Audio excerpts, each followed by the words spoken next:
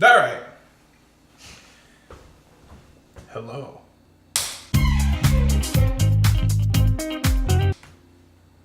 Oh, it's boiled. That wasn't as fun as I thought it would be. Today, I'm gonna make.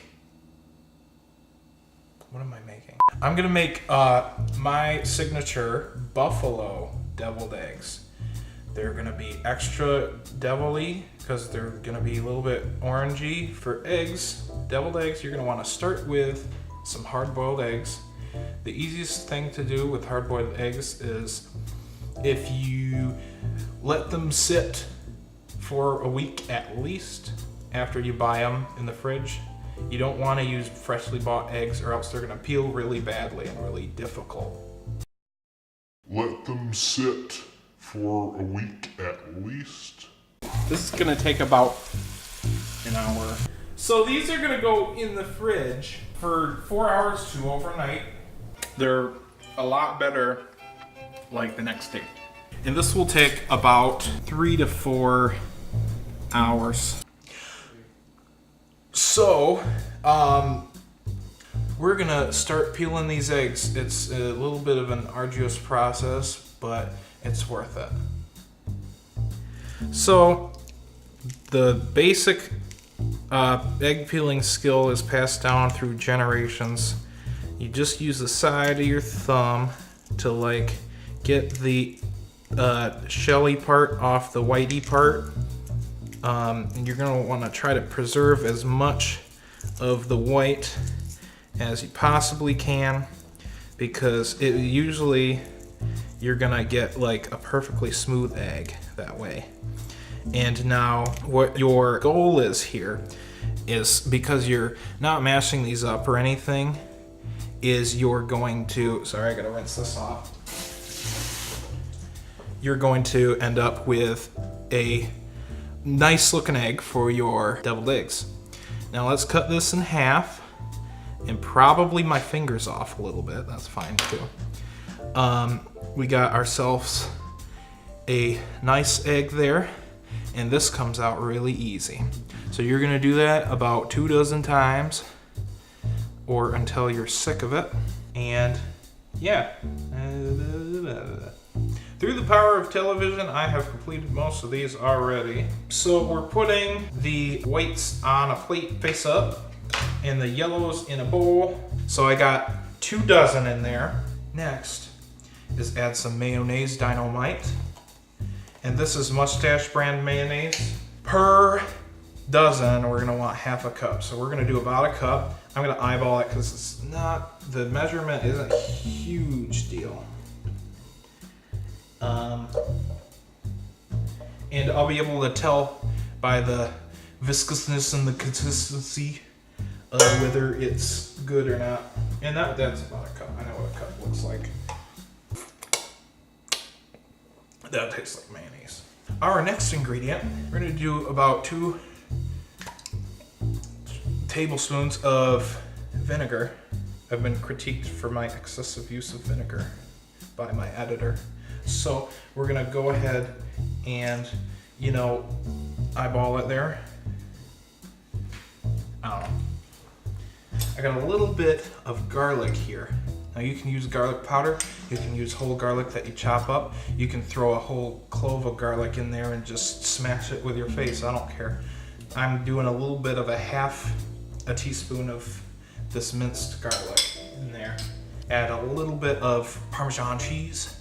Now this, you can eyeball just to taste, and you don't want too much because you don't want it to clump up.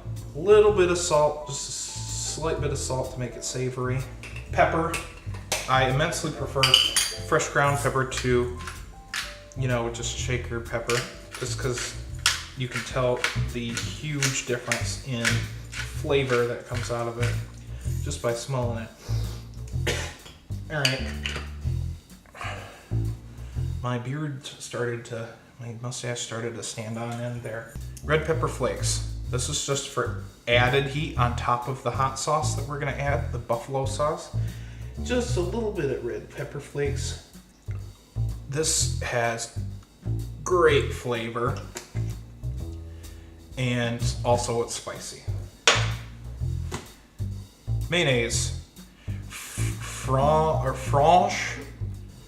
Oui, Franche mayonnaise brand, and we're going to go ahead and add that. How much mayonnaise? I don't remember how much I usually add. Eyeball it.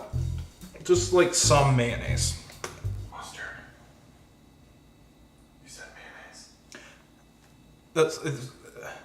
It's what the French call. They switch them because it's France. No, okay, nobody's buying that. Mustard. Did I say mayo the whole time? The whole time you've been saying that.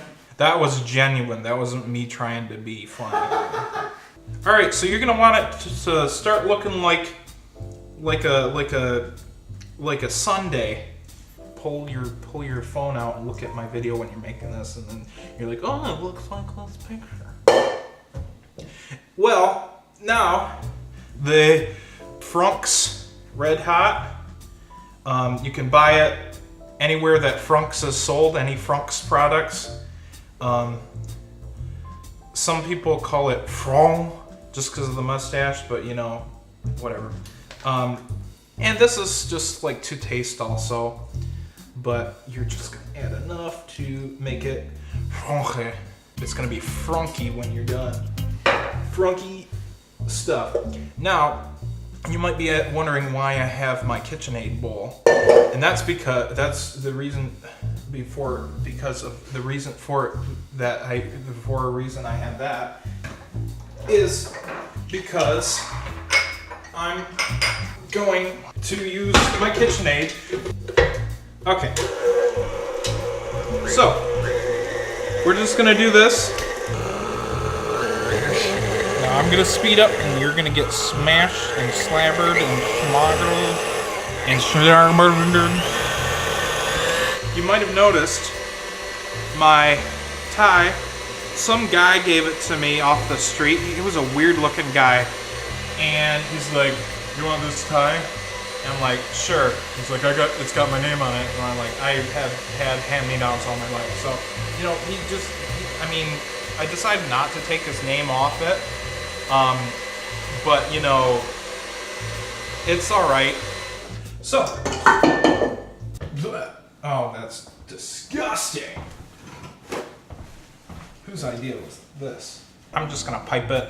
So, piping bag for piping.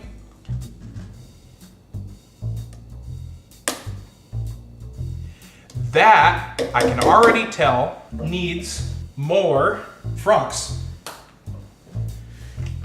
Frunk's. More Frunk's. More Frunk's. More Frunk's.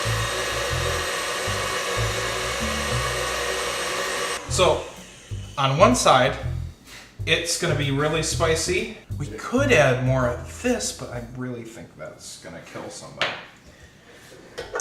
Oh, that might be just too liquid to pipe. What am I gonna do? I don't know what to do. How can I save this disaster that is this dish? I'm gonna add some more of this. We've been here for about 6 hours just fixing this because it's not good yet. So I just want to make sure my camera crew. Yep, they're asleep. Okay. We're gonna just try to get this a little bit more viscous, pipey. Pipe. A smaller spoon is needed for this pipey. This is not. Thank you. Okay. It's not even gonna work. It's not gonna pipe. Just look at it. Okay. All right. So our goal here is to like.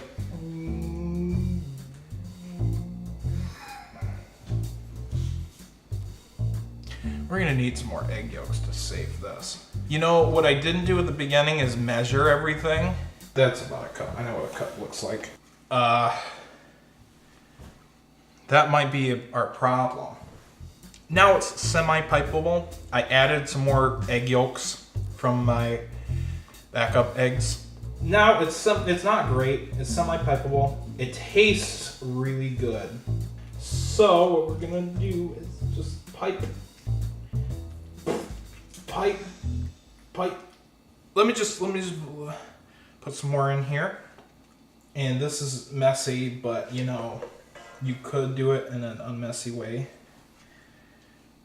Oh, it's coming out the bottom. Great. Oh, dang. Nope. Beautiful little cakes. I mean, you don't really want it to look like cakes because they're kind of savory. Ooh. Okay, now a garnish. We need a garnish.